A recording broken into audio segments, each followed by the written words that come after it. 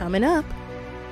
It's not a easy industry. It's very difficult. But it's anything that's where you're self-employed and you have to create everything. Jaquise Hardin, Chandra Currelley, just days before her first concert appearance in St. Louis ever. When I've ever gone on the road and did concerts, it was under the SOS band. Even though I was a lead singer, it was still the SOS band. It was Roy Ayers. It was Tyler Perry. This is the first time I've ever taken out the Chandra Currelley show. An exclusive sit-down interview you don't want to miss. I gotta do that one. Next.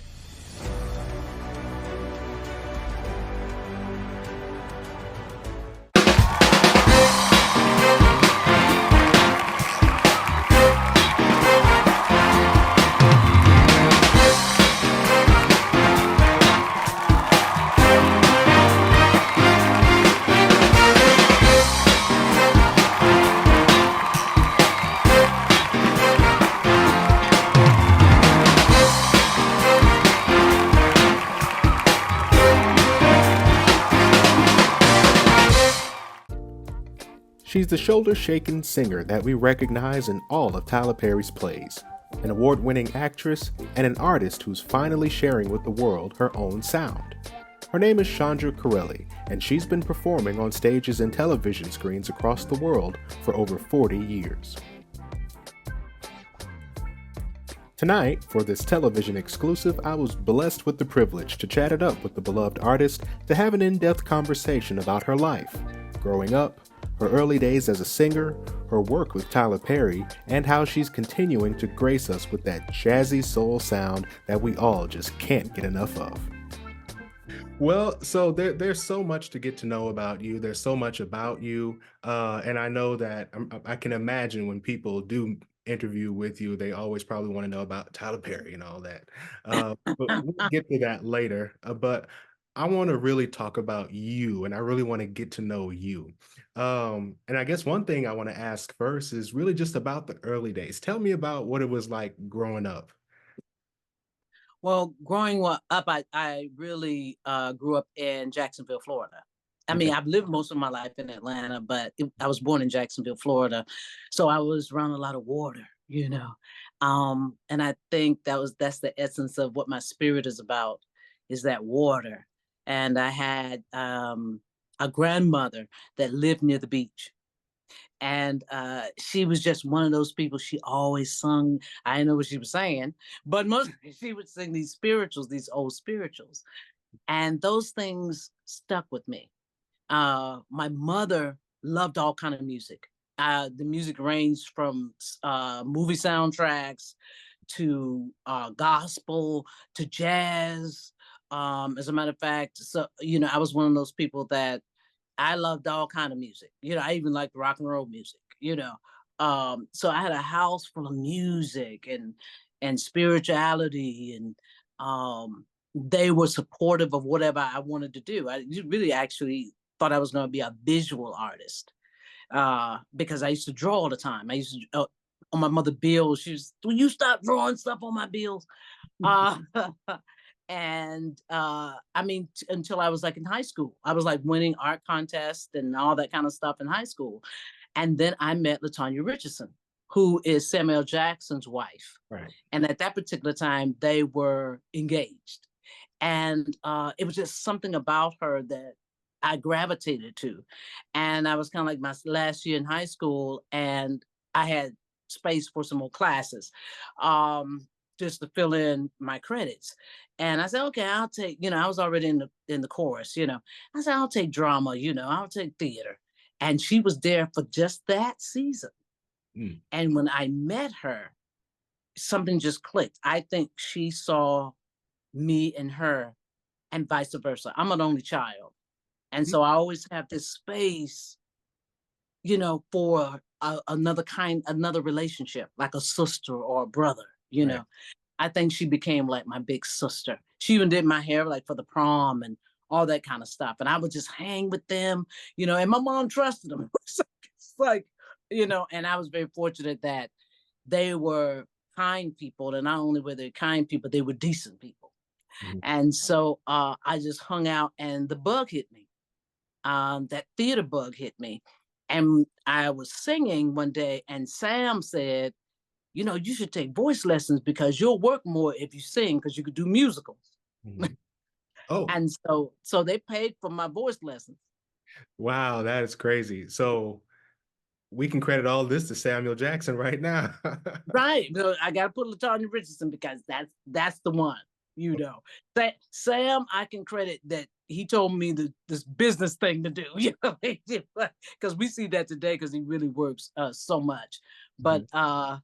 yeah, and I didn't even think about his part in it and the Right. fact that he was even paying attention to me. I was just hanging around LaTanya all the time.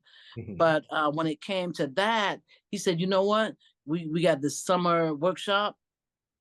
You pay for it." Was another one of my friends who's an actor, and he was like, you pay for him, I'll pay for her," and Mm. that's how that started. Chandra soon began singing with popular local bands in Atlanta. These performances would eventually catch the attention of the legendary record producer and composer Roy Ayers. A girlfriend called me up and she said, "Girl, I've double booked, and Roy Ayers needs an opening act." I was like, "Let me call all my friends." So all my friends who weren't working, we was like, "Let's just do this gig, let's do this show." And Roy Ayers, I did it a couple of nights, came to see me, and he was like, "If I call you, are you coming? Would you come to LA?" And I was like, "Yeah, I'll come to LA, sure," because I didn't believe him, right? Next thing I know, I got a call from his manager, and he was like, "Roy has these tickets for you." So I end up working with Roy Ayers for like a couple of years. Roy Ayers lost his record deal, and he said, "Well, I'm going to put everything on hold." So I was like, "Okay, well, what I'm going to do?" I went to this club, a little jazz club, and one night the members of the SOS band came in after their original singer had quit, and I didn't know. I didn't know what was going on. And they said to me, they said, um, "I see you singing on that. Can you sing our song?" And Yeah. I was like, "You pay me, I'll sing it." Chandra began singing with the SOS band in the late 1980s until 1991. In that time, she continued the band's string of top 20 Billboard hits, many of which she wrote herself, including the single Broken Promises.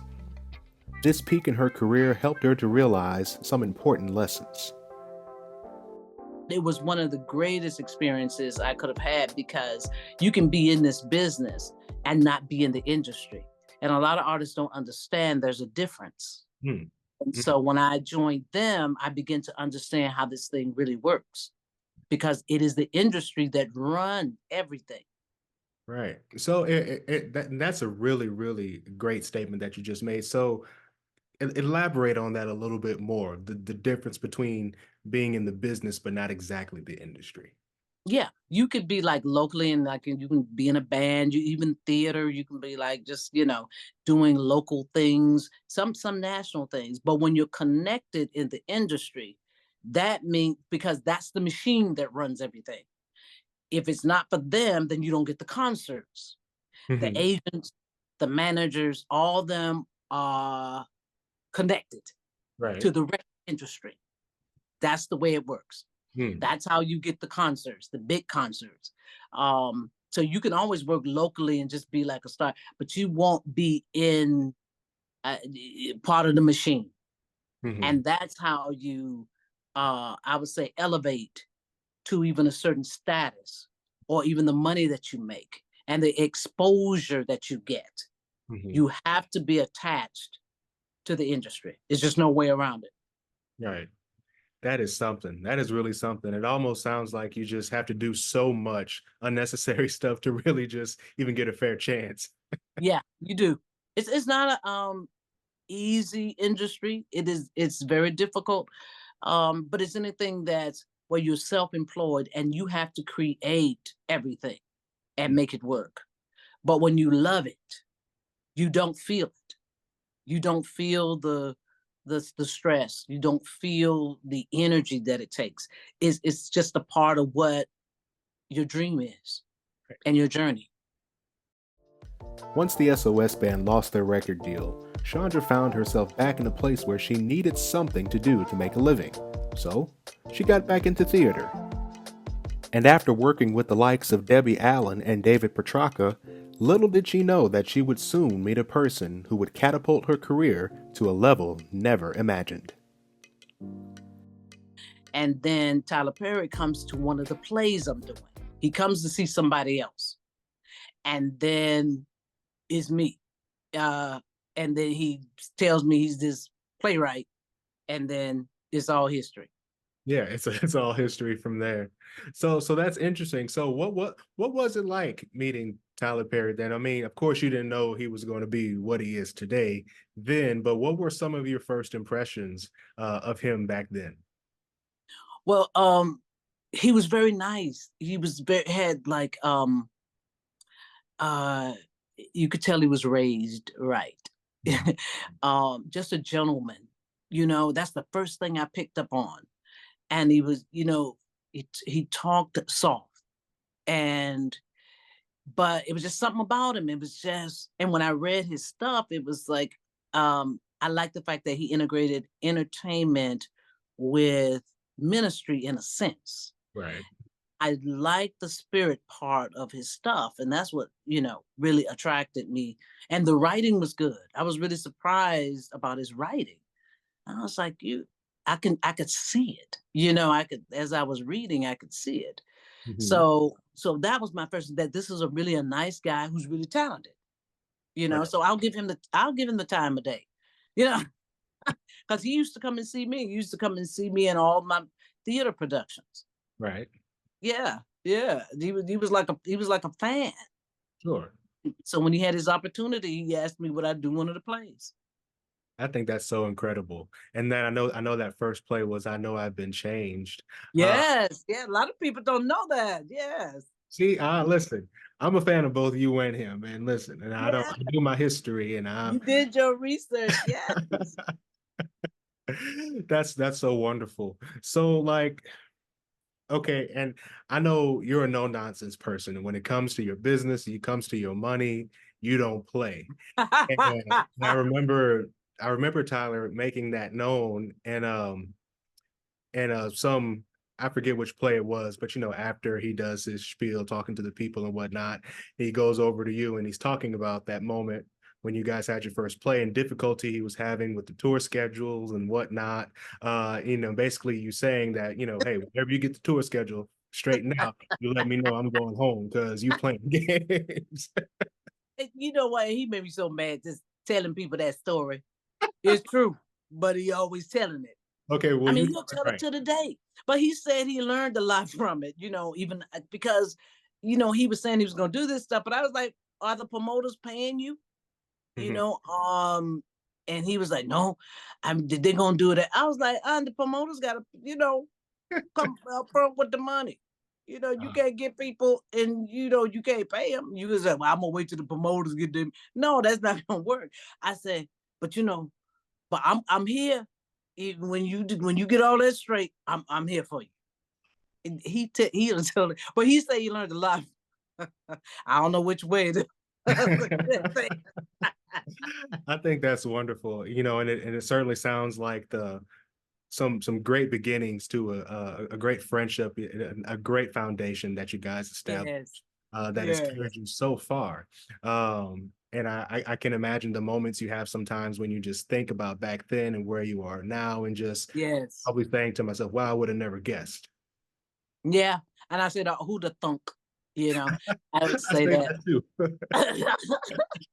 But yeah. And that's when what I'm glad is I was discerning enough to see that was something there. Because I'm quite sure there was a lot of people that said no. Quite naturally, yeah, I'm sure. But you said, and I love that. Yes. So you've done a lot of work with Tyler Perry, from his plays to cameos in his movies, and to now the sitcoms and series that he has. And I know when it comes to his plays, you and Tamala Mann actually have been in the most amount of plays. That's 7. And that's a big deal. That's a really big deal. You've been in 7 of his plays. And the only, like I said, only you and Tamala have ever done that. So when you think about that and just the contribution you've made to him and him making it so obvious that he likes you and he wants to continue to use you, like how does that make you feel when you think about that? Well, I can believe him. When people tell you things, it's not really what they tell you, it's what they do, you know. And he said that. And I remember one night we were backstage and he said, um, no, it was one of the plays, and the people, I guess the first time he had like thousands and thousands of people in the audience. It might have been an arena. Mhm. And they laughed all at one time or applauded all at one time. And we just looked at each other because I remember when it was 20 people. And so we just looked at each other and he said, wow, Chandra, you hear that? And I said, wow. I said, yeah, China. He said, it was on my way. And he said something I'll never forget because I said, it's your season. He said, once it's your season, it's always your season. Hmm. And Nice. I've never got that. And he said, come go with me. I said, okay. That's how it was. He I, just said, just come with me. And I said, okay. I, that is just so incredible. And look at you now. So then, like, which play is your favorite Wow. that Oh, you've okay. been in? I guess Medea Big Happy Family. that was your favorite. Yeah. So what was it about that one? Tyler mom had passed. Mhm. And both of us, and then we were right before that, we were dealing with some personal things, and we always just kept in touch with each other. And so I knew his mom was sick. Mhm. And for me to play his mom and the songs that he wrote, he was writing 5 or 6 songs in a couple of hours. It was just a flow there that I had never seen before. Mhm. Um, and everything he wrote was powerful. Those are some of the best storytelling songs that he's ever written. Yeah. And um, and I just love the cast. The cast was a huge cast, Mhm. and it was, it was actually being with family. They actually felt that way. I like Yeah. that. That actually is a great lead to the next question I had. Which song that you've sung of his is your favorite? If you can remember all of them, I know you done about Um, 1,000 songs with him. yeah. Um, there was a song called Jehovah Jireh that I did in What's Done in the Dark. And that's one of my favorites.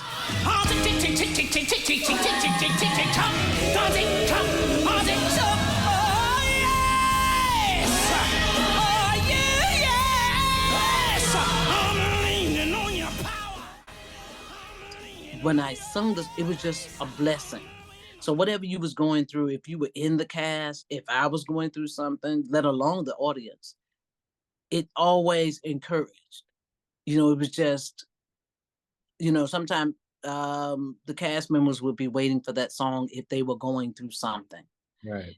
That has to be one of my favorite songs, Jehovah Jireh, because I just learned so much during that time. Yeah. It's Yeah. definitely one of my top three from you in his plays. So what's your top three? What's your top three? Well, so it's funny that you asked me that because the very first song in general that I learned from any of his plays was the one that you did in class reunion, I Need Thee. Stand, and I'm standing anyway. Bless me now,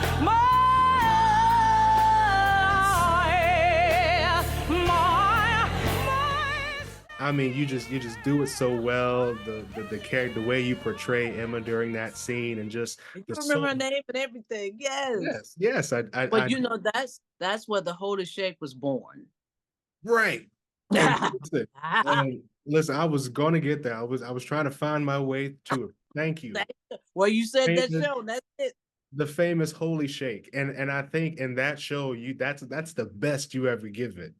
I've never seen somebody just loose before. Yes. And it just happened one night because it was one night we didn't have a curtain. And Tyler was like, I was supposed to go through those revolving, but the curtains were supposed to close. But we didn't have curtains in that theater, that they didn't have them. And so he was like, well, you're gonna have to figure out to go through the revolving doors and get off stage, because that was the only way I could. And I don't know, the drummer was doing something, and I just felt that, and I just backed all the way out into those revolving doors. And when I went back to go look at it, I cracked up so hard. And then one night he was backstage, and because I would always end the first act, right? So that means the other actors are going back in their dressing rooms. And so when I go to the wings, there's nobody there, But this particular night, he was there. He was standing on the side, no wig on, in the Medea thing, looking like a man to mop. I just want to come out here and see what the people carrying on about. And that's when it started. This soul-filled dance move is really what gave Chandra her notoriety amongst the fans of Tyler Perry's plays. She calls it the Holy Shake, and it's the moment that's highly anticipated during her feature solos, a moment that warrants roaring applause and cheering. Whenever you're in a play, like, that's what I look forward to. I look forward to that moment because I know it's coming. Whatever song you're singing, I know it's coming. You're going to have this big moment, and whether it's at the beginning or the middle or the end, once I see that, I'm like, you good. I'm like, there it is. There it is. There it is. People walk up to me doing it. Really? They'll ask me to do it, but they'll be doing it. I was like, well, you doing it. Like, you're doing it already. Yeah, you doing it. That's funny. Well, like, class reunion was just great. And so you asked me about my favorite top 3 songs. Jehovah Jireh was one. I'd say that's probably number 3. I Need Thee from class reunion is number 2. And my number 1 is Heaven Waits for Me. Yes. Big Happy. Yeah. I mean, that was incredible too. Yeah, that was incredible too. Thank you, Father. Oh, yes.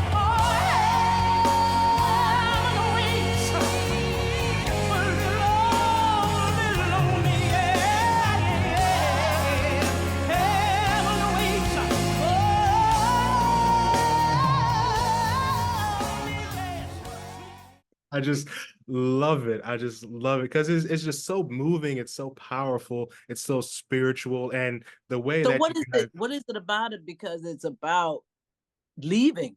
It's about leaving Earth, and I do notice that's one of the favorites. And is it that people relate to losing someone and needing to feel that they are okay, that makes them okay? I'm trying to figure that myself, Because people ask me to sing it, and I'm saying, but I can't sing it because it's like a funeral. So I mean, it's like I think one thing that makes it so beautiful is just the simple fact that it's a positive message, right? Mm-hmm. And I'm not sure if there are too many songs out there that really embrace the naturalization of death, if that's the way to put it. Not many songs that do that. And Heaven Waits for Me really just makes you feel like it's okay. This is a part of life. It's spiritual. I'm going home to be with my Lord. And, don't cry for me. Don't shed a tear. The lyrics. It's the lyrics. And then the way you sing it, of course, your voice is just beautiful. And in that moment, just all the theatrics behind it, and you dying and then coming up in the cloud, Yes, it's part of the stage, and you become an angel. I love that magic. I love that. That's one thing that Tyler brought to urban theater was magic, because theater is magic, and for him to be excited about doing that, because he could have just did it the whole way, you know what I mean? Mm-hmm. But he used his imagination and said, I want to do it like this. And it did. And I don't even think people looked at it like that.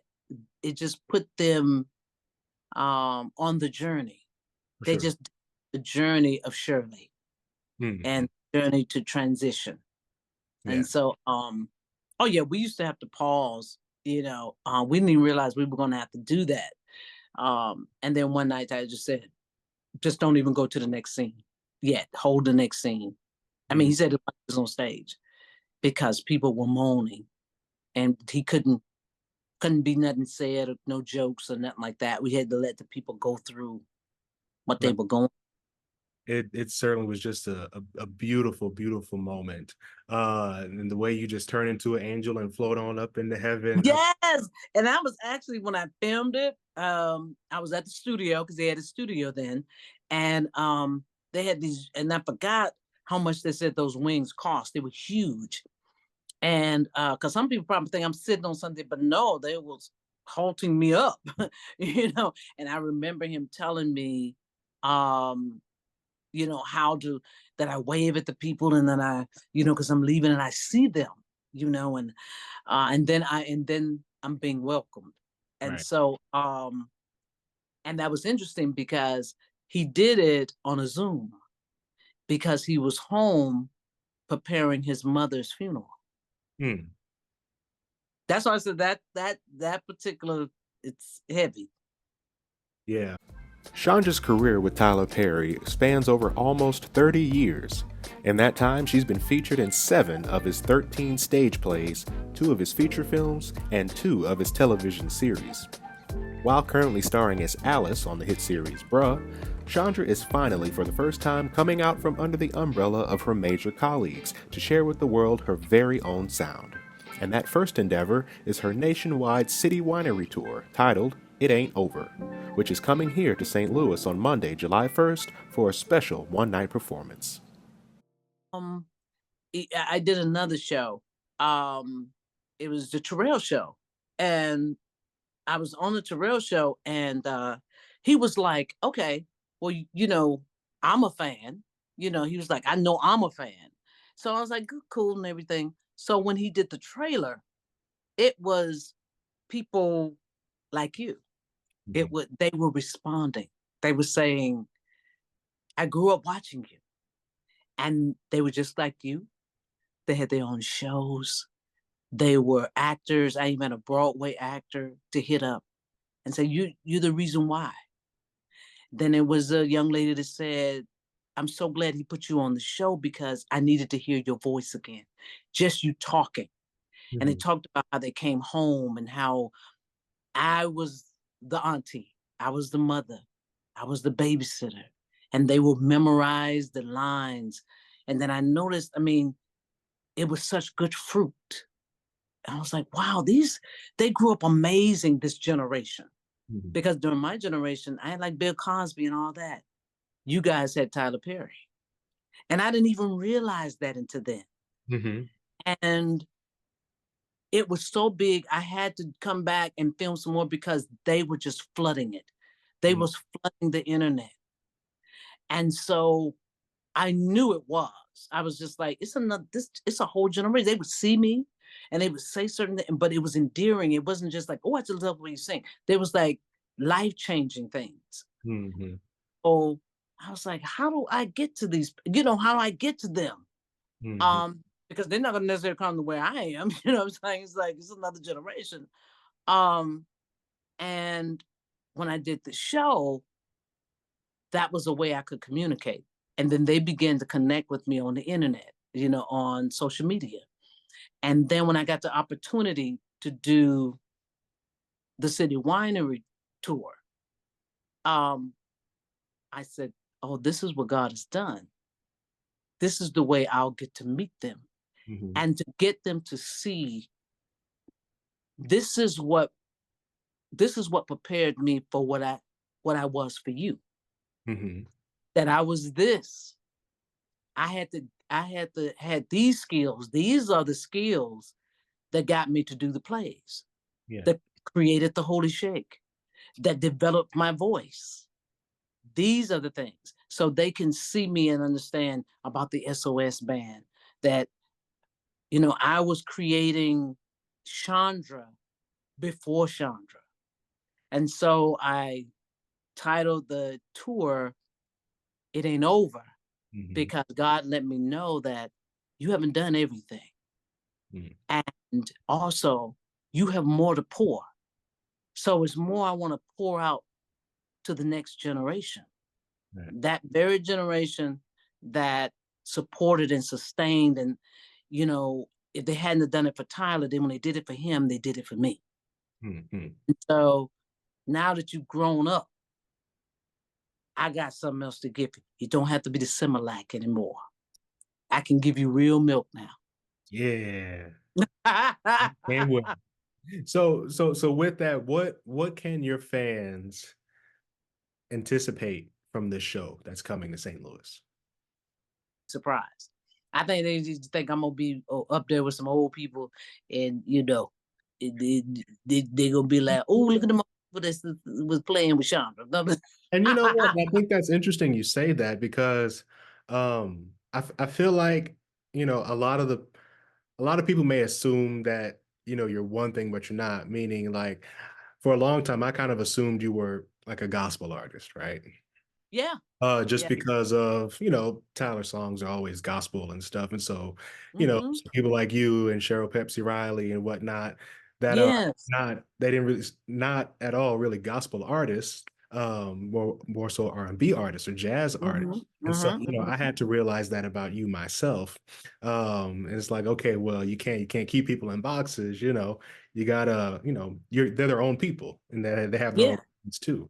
But that's the way you were introduced to me. So, yeah, I mean, to you, how I was introduced to you was singing inspirational and gospel songs. But the thing about me is that I learned that my gift was being able to sing different genres Mhm. legitimately. Mhm.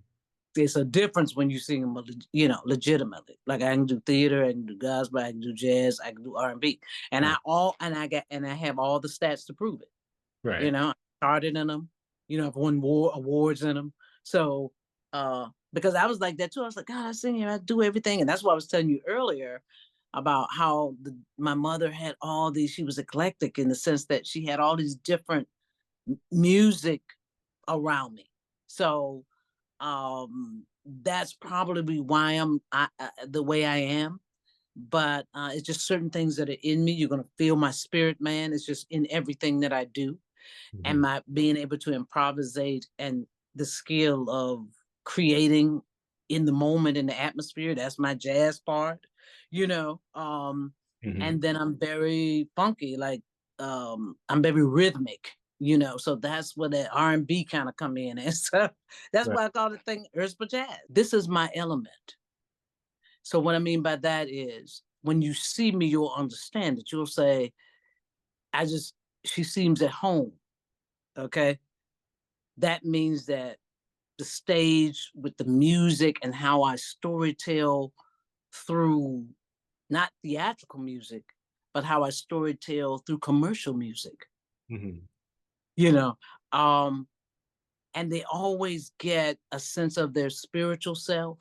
Because I do something called Earth Jazz. It's like urban, Mhm. spirit. The urban is the funk and the groove, and we party and we feel good, and da da da. And then the spiritual aspects of the lyrics and where I go, because I do stuff kind of organic. Mhm. I Which you don't get now. Everybody's formulated. But Right. where I come from, when you're skilled, you're able to take the atmosphere and elevate. Mhm. That's still experience. That it ain't loops, it ain't tracks. Right. It's like a life force. This is what I got. This is why I could evolve and why I have longevity. Mhm. You know what I mean? Because it's a spiritual journey when an artist, music artist, when they get a chance to um, intersect with their spiritual journey and their artistry, it takes it to another level. That's what it's for. That's what the purpose is about. Entertainment, you're gonna get that. But when you can leave and say, wow, you know, I felt something that I hadn't been feeling, Right. or make you think about something I hadn't even thought about that. Yeah. You know, or thank you for bringing that back up because I had laid it down. You For know, so that's what I want to do. I want to give that. And guess what? This is the first time I've ever done it. When I've ever gone on the road and did concerts, it was under the SOS band. Even though I was a lead singer, it was still the SOS band. It was Roy Ayers. It was Tyler Perry. This is the first time I've ever taken out the Chandra Currelley show. Because I never had to. Right. You Yeah. know, every opportunity was at home. So when I was in between, I would work my shows in Atlanta. And when I traveled, I would go up under those other umbrellas that was taking care of me. But I know all that was to get the fame, the celebrity was that I'm able now to go out and say, I'm Chandra Currelley, and people will come. I love that. That is Yeah. just amazing. And boy, I tell you, I cannot wait. What do you want to say to those people who want to be just like you, who are upcoming actors and singers and whatnot? Just what kind of nugget do you have for those people who say, I want to be her? I would say prepare yourself for longevity because you don't know when it's going to happen. It might happen early or it might happen later because of whatever you need to get on the journey to sustain you. That's what it's about. Get still, get serious about your craft and be skilled at it. Yeah. So the no's won't be over, over the yeses. That it's like, I got this, I know what I'm doing, because I've worked at it and work at it and have a strong foundation of who you are, and don't let anybody persuade you to do anything different. Because just like the play say, what's done in the dark will come to the light. So don't go for the light, the dark forces, because it'll be revealed and it'll kill everything. Well, then there it is. There you have it. Thank you so much. I love you. Go ahead and shimmy for me one time before I go. Hey, Ah! I gotta do that one. Hey.